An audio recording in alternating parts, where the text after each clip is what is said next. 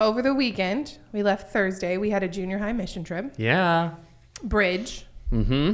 And it was great. Yeah. And also, one thing I have learned about myself is that like my 12-year-old air mattress, I think it might be older than that. It's not up for the challenge anymore. Yeah. So yesterday was my Sabbath because I worked all weekend. I aggressively worked. And so Monday I took the day off and did the things. And one of the things I did is I went and got a massage to fix my janky air mattress back. Yeah. And I got one of these fire cupping massages. Have you heard of these before? I actually haven't until I mentioned it earlier. Yeah. So I just thought it was something swimmers did in the Olympics because you always see I'm very Olympic level mission tripping. So they take like glass jars and then they light this like piece of like gauze on fire. They swipe it through the jar real quick so that because it like sucks the air out of it. So then they real quick put it on your back. There's no fire on you. It just creates a vacuum and then they put it on your back or your leg or whatever. And then it suctions your back. The idea is, it's like an ancient Chinese practice. The idea is that it pulls out toxins and stuff. I don't really know if it does that, but it feels weird when it's happening. And you sound like a chandelier when you move because all these little like glass jars hit each other. But it does feel better today. Good. But it also, because it's suction, it creates like these perfect circle bruises on your back. So on my back, I just look like I lost a fight with an octopus. Like it's just this aggressive, really like dark bruising on my back. What if that's the next stage? We can train an octopus to just like... Yes. But you have to come up with like some kind of like bit. Like if I know anything is about spas, and I know a lot about spas, you've got to have some kind of like weird, like, so like the alkaline nature of the octopus creates a perfect balance. Yeah. You got to like wellness culture it up. Yes. Right. Yeah. I do find massages very relaxing. They help with like, I have headaches sometimes. They help with that. That is like a preferred, but I often don't think of that as like Sabbath because it feels like schmancy, right? I also went to the doctor yesterday. That's self-care. That's like, I don't know if that's Sabbath too, but I think it's part of it, right? Like doing things that like help you to be mindful of yourself as a whole human being. Yep. I also played with my kid in like a little splash pad in the backyard, and that was fun and also hilarious because he just like, dude, he could not. He had no chill about it. He was wild. That's fun. But yeah, I mean, it's one of those things as we're talking about Sabbath and like prioritizing Sabbath. Yes. I made a plan that I was going to take Monday off. Yep. And my original thought was like, I was just going to like sleep and stuff. And then it was like, oh no, what I need to do is like, these are things I need to do to actually take care of myself. Yeah. And that was great. Yeah. And I do feel better and I'm ready to go to work today. Yeah. I've been here, as you know. Yes. But that's also why we didn't film the podcast yesterday. Yeah. To respect the Sabbath. Yeah. So, way to prioritize. Woohoo. Yeah, thanks. I appreciate it. Well, and it's like an interesting, maybe we're getting into it too quick, but like you knew that going into a long weekend, I also have this day coming up. Yeah, no, I made a plan. That will go back to the sermon recap here in just a moment. But yeah. Have you ever done anything like really weird for yourself on a Sabbath? I mean, I mentioned on Sunday, and I did. I mowed after church service on Sunday. Often that is some Sabbath work. Like, so Fridays are my day of Sabbath that I plan for myself. And generally that means I know I have that space specifically to just be more present with Hannah and Miley, do something fun, that sort of thing. I usually try to go run. That's a Sabbath activity for me. I'm trying to mow the yard. Yeah. Maybe do something at home, like a project at home. So like some of it is fun. Some of it is relaxing. Some of it's productive, but it's work that I don't get to at other times. So it doesn't doesn't feel like the work that drains me. So it sort of feels restorative. Yeah. But probably the example of mowing's the one that like, 'cause I brought that up on Sunday, that like some people are like, that's not Sabbath work, but it definitely is for me. Well, I think that makes sense. Yeah. As long as it's not laundry. No, it's not laundry. That's not on the list. It's not. But I could see being outside. I find gardening to be the same way. Mm-hmm. You know, I really enjoy pulling weeds, which is weird, but I do. Oh, good. You can come over. Just my weeds. I only like to pull weeds that you are didn't clarify that. Okay. Understood. I'd be happy to. Okay. Let's talk some more about Sabbath and prioritizing Sabbath.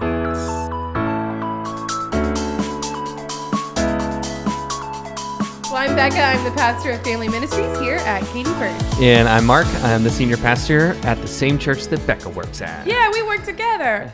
Welcome to the Katy First Family Podcast, where we offer ideas, encouragement, and inspiration to help you and your family grow as joyful disciples of Jesus Christ. Sabbath. So I said it super weird. Yeah, that was kind of Sabbath. Yeah. Kind of. So Sunday was I really sort of dovetailed off of where you were last week. You talked about rest, and sort of reemphasized that, hey, rest isn't Sabbath is rest isn't just a reward or something that just gets us to pull away. It's part of the natural rhythm of a whole life. Talked about some of the things that I think a lot of us are naturally resistant to the idea of Sabbath. I put them all in L's. Okay. So full disclosure, you haven't listened to the sermon yet. Did you just out me? I know, I'm not outing you. I'm just, because there's people who are probably listening to this. They haven't listened to the sermon either. I intend to. I just didn't get to watch it live, and then I was Sabbathing. But what I brought up was, even when you were preaching last week and talking about rest, and obviously I planned a sermon series around Sabbath, and we've talked, and so like all on board with it. This is important. Nonetheless, I could feel the resistance within me that maybe it's all of life, or I don't know what it is, of like, even as you're talking about Sabbath as rest, there's this sort of thing that keeps coming up that goes, yeah, but like you just can't help it. And so I talked about it, like sometimes we think of Sabbath as just as luxury, which is the kind of this common thing of like, sounds like a nice idea, but we don't take that seriously, or it's not really practical. It sounds, these are all my L's, less than smart. This was me. Oh, very clever. So just, luxury and less than smart. Luxury, less than smart. It's not practical. It's not possible. It's not even maybe wise, all these sort of things. It's archaic, our modern world, all these sort of things. And then the next two were, it feels like legalism, I think, sometimes for us. Like that's an Old Testament commandment. And to observe the Sabbath, like to take that too literally or too literal or too strictly, I think there's something in all of us that sort of resist that, like, that sense of taking the Sabbath seriously feels like sometimes being too legalistic in our faith. And I talked about how, like, even, like Miley, probably the same for Sammy, like, we know they need a nap. Yeah. It's what's best for them. Right. The moment we tell them to do it, they're going to be like, no. Yeah. And I think there's just something in all of us that it's almost like the moment we're told to do it, for some reason we resist it. And there's this sort of, and even Jesus, we all these stories, and we looked at stories of Jesus sort of bucking the Sabbath. And I think in maybe some weird way, we take that and go, well, Jesus broke the Sabbath, so why do we have to, set aside this day? Because I got a lot of work to do and I can't afford to do this and X, Y, Z. And to do the Sabbath, it begins to feel more like a burden than the gift that it is. And then the last one was the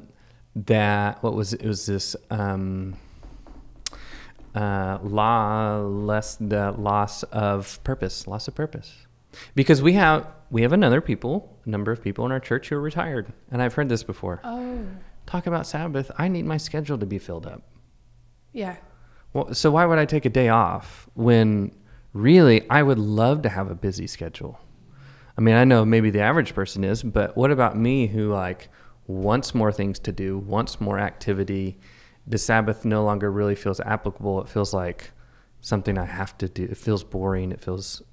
And so talked about all those and how ideally, I think what Sabbath does when we take it seriously is it helps us both schedule our rest and it helps us both get more purposeful with our life.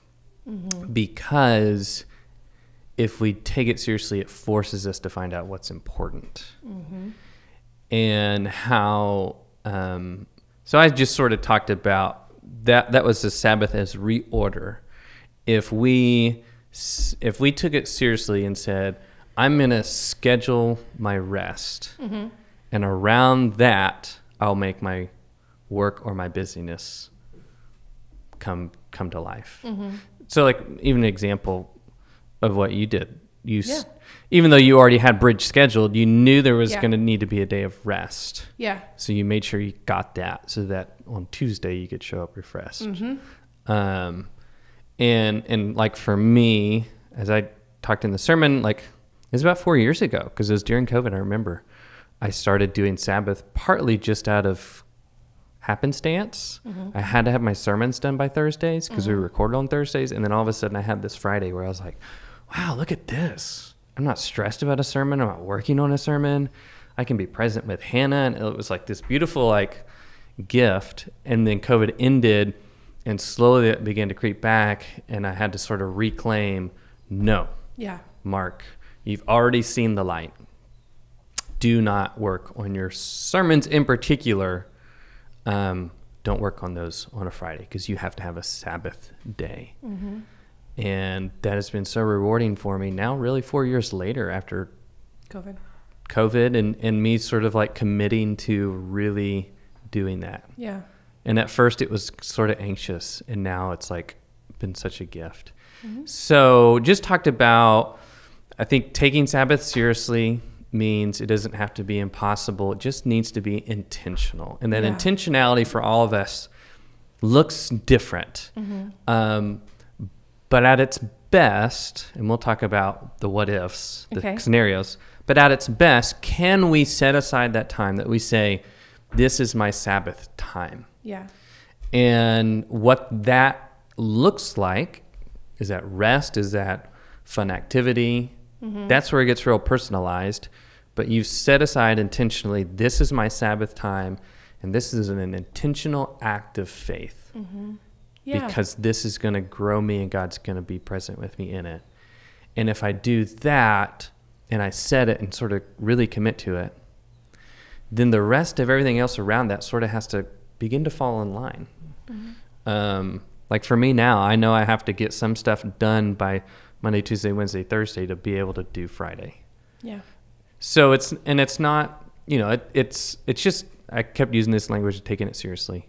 Yeah. Because I just think it means we really put it as an importance that's worth reordering our life around. Yeah.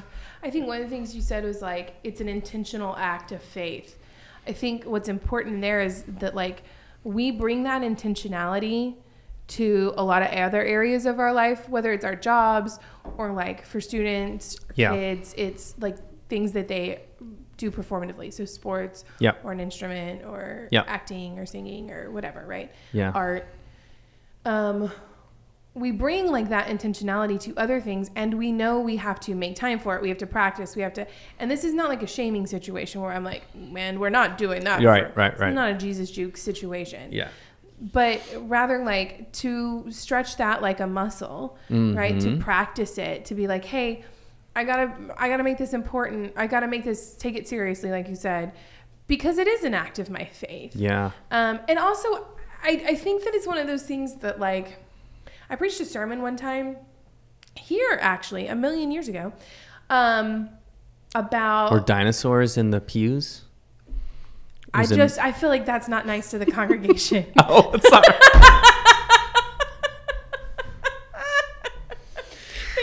I feel like you're trying to be mean to me, but it didn't work. But it was a while ago. I was just taking literally your 1,000,000-year time frame. It could have been really. There was a T-Rex out there, and he didn't eat me. He listened intently. Yeah.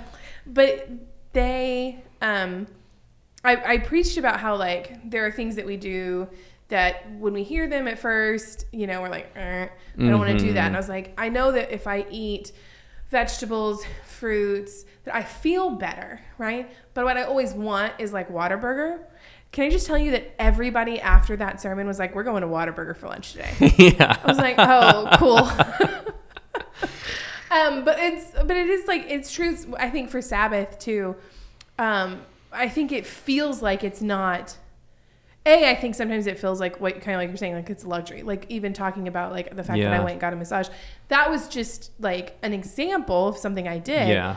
Do I need to do that? No. Is that piece of it a luxury for me? Absolutely. Was taking the time off what the actual Sabbath part was? Yes. Yeah.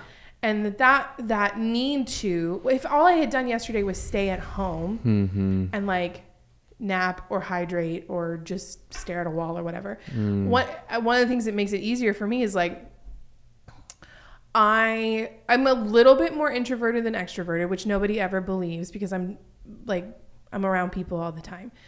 But my social battery just drains faster. And so if I don't take some time away, it gets bad pretty fast.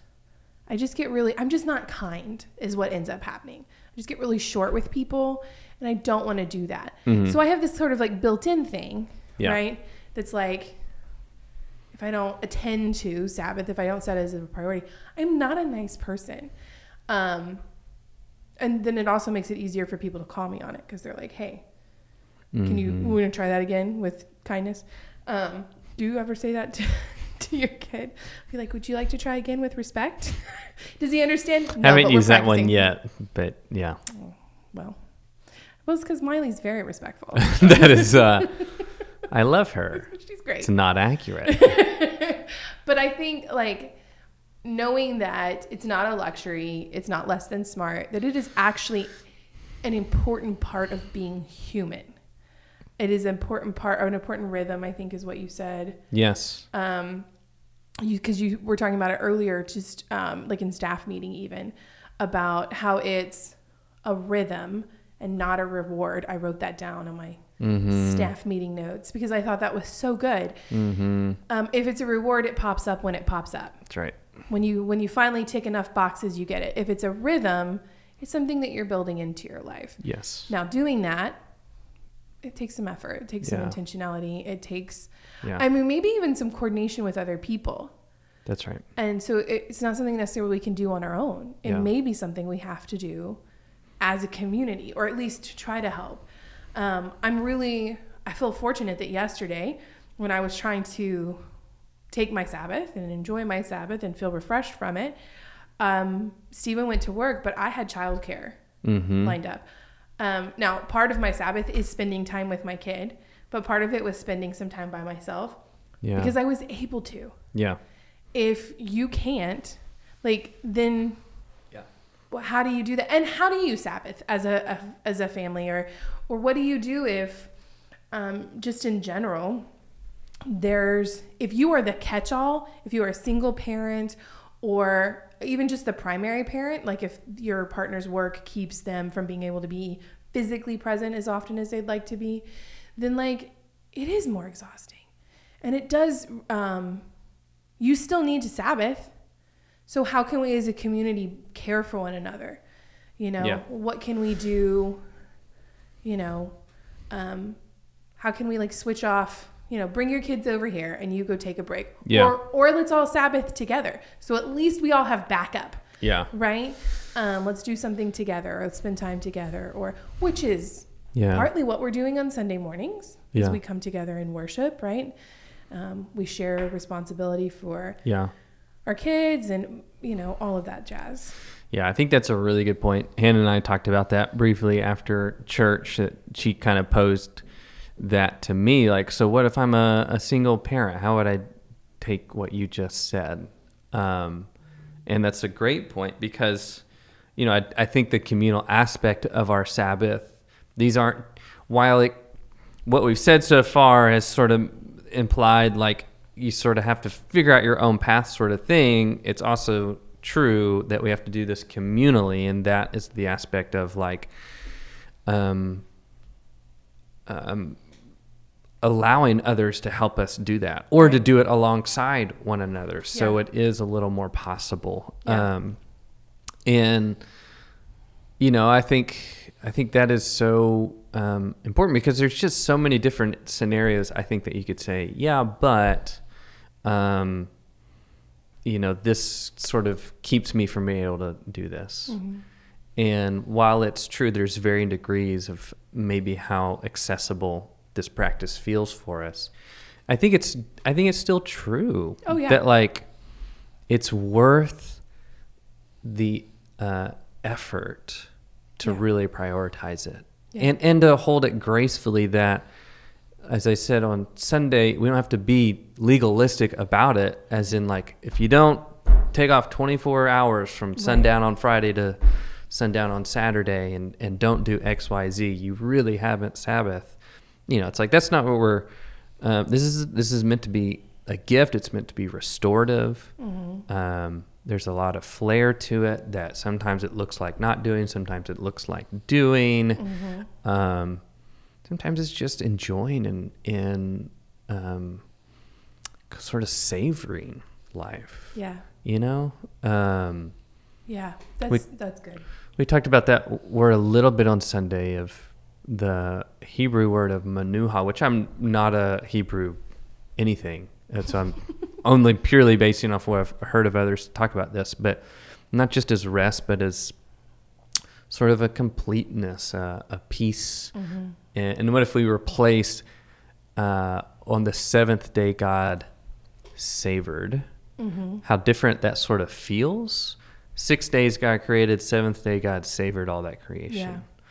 It doesn't feel as like God pulled apart, or God was... It feels like God enjoyed things. No, that's so good. And I think there's just kind of different nuances to what does Sabbath look like. And I think that may be one of the reasons why it's so hard for us, because we're all sort of like, well, what do we do?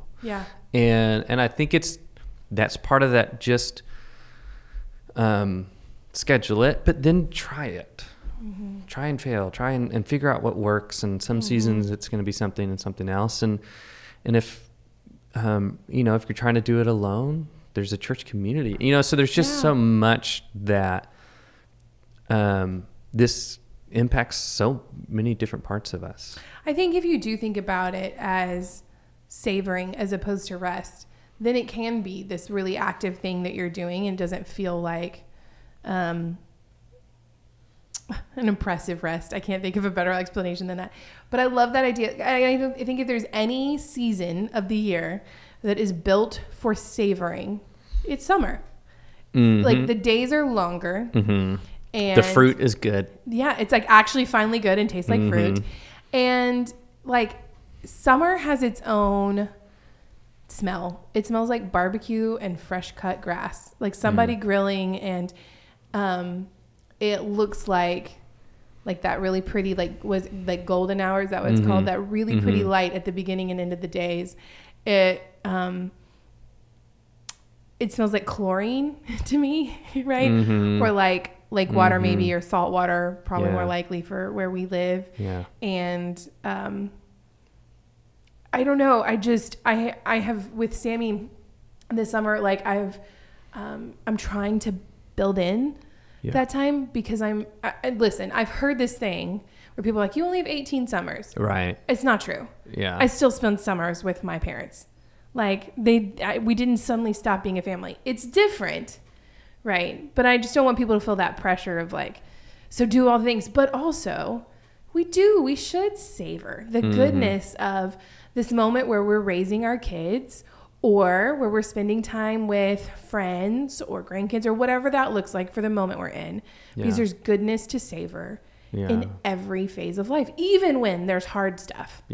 And I think it's so easy right now to have that idea. Like, I think summer is the easiest season. I think winter's hard to savor. I personally, you're like, hey, this is too weird, but maybe I think it's true. No, I mean, I totally understand what you're saying. I think like finding like these pockets and practicing it that way. If you cannot right now move all the things, right? It doesn't have to be instantaneous. You're not running out of time. Yeah. But if you want to work towards it, the summer is a great time to really start to clear some space, figure out some practices to help you savor. And then when you get to the fall and we're full throttle again, you've had some time practicing over the summer. Yeah. You've developed a habit as an individual, as a family, as us, as a community of really savoring and using that practice to help us Sabbath. Yeah. And I think it's just make it consistent, make it regular. And it doesn't, like you said, that if you can't do a full day, or a full day just doesn't make sense, or you're not, like take an afternoon or a morning or something, and don't let it be spontaneous. There's room for spontaneous savoring. Yeah. But Sabbath, I think, is really about that intentional, consistent, regular pattern that meets us when we're busy, when we're tired, when we're not busy, when we aren't tired, when we're sad, when we're all of it.